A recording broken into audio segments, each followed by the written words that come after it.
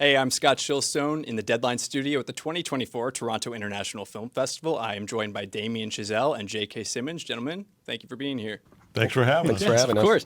So it's been 10 years since the release of Whiplash. First off, can you believe it's been that long? No, I mean, no. Yes, Okay. He can. it's bizarre, and it's bizarre that the guy in my right now, the Wunderkind, is now the father of two. I mean, a lot of things have, and I'm Santa Claus. Right. So yeah, things have changed in the last decade. That's what I was going to say. You were 29 when this film came out and to, massive critical acclaim. I mean, what was that like as a filmmaker to experience that sort of recognition at such a young age? I mean, it was very, it was overwhelming, and obviously a dream come true. But I think everything about the film, including the making of it, was felt sort of like this sort of blessed experience where I was kind of pinching myself at various junctures along the road. So I think that there was something about even just getting it made and sort of being on set with someone like J.K. or Miles and the crew. It was my first time kind of, I'd grown up sort of wanting to be a director and making sort of home movies at home and then making student films and things like that, making documentaries with the camera on my shoulder and that kind of way of making films. So the sort of making kind of I was going to say a Hollywood film, even though this was certainly sort of not a Hollywood studio film, but any kind of Hollywood film was sort of new to me and sort of this sort of surreal experience of its own. So I'd say kind of by the time it got released, I sort of had almost gotten, for the moment, used to surreal, sort of out-of-body experiences because the actual making of it felt a little bit like one itself. I was going to say, because it did start out as a short film before it was adapted into a feature. Were there any sort of challenges in sort of bringing it to feature film status? I I'm had a gonna great jump in answer here. for that, but No, please.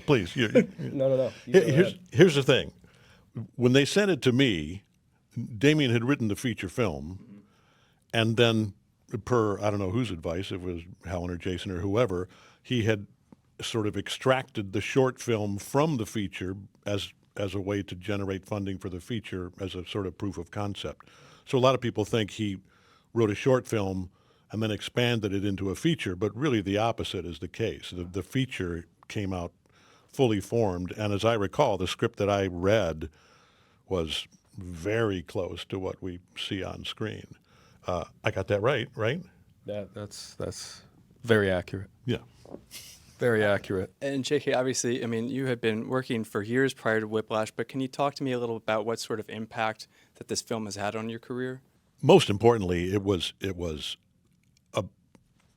an absolute highlight of my life creatively and personally as well. I mean, it was a ridiculously grueling shoot, particularly, and I had like 2 days off in the shoot, so particularly for Miles and Damien and the crew and everybody, given what we were accomplishing, what he was accomplishing on the budget we had. But it was just one of those very rare experiences that the creative juices are just flowing everywhere, and we always were able to find ourselves on the same page, and it was just a magnificent experience. And then to see the finished product be as brilliant as it was. I mean, I almost always have quibbles with the final cut of anything, and he cut all the scenes that I had all by myself, and which was so the right choice, because people don't realize this about this film. Miles Teller is in every scene of this movie. I mean, that's who it's about, right? And so that perspective, Damien and Tom Cross didn't want to change that perspective by suddenly seeing Fletcher at home or Fletcher in the office, kicking back and smoking a cigar or whatever. You were great in those scenes, though. Yeah. Well, they'll be on the DVD, the 10th anniversary, the 10th anniversary VHS tape. Yeah. We'll have the VHS more likely. deleted scenes. Yeah. Also, it was pretty good for my career, by the way. Right. Yeah. I mean, I was already in a ridiculously fortunate position of being able to more or less choose what I wanted to do, but after Whiplash, it was just the sheer volume of opportunities increased dramatically. Just looking back on your time filming, was there anything that stands out to you as a particularly fond memory? Slapping Miles Teller. Yeah. You got a disturbing amount of joy out of that. Really did enjoy that, yeah. Just because we're talking about 10 years later, obviously the industry has shifted and is so different now. I'm curious of just maybe your opinions on the state of the industry now versus then, if we're heading in the right direction.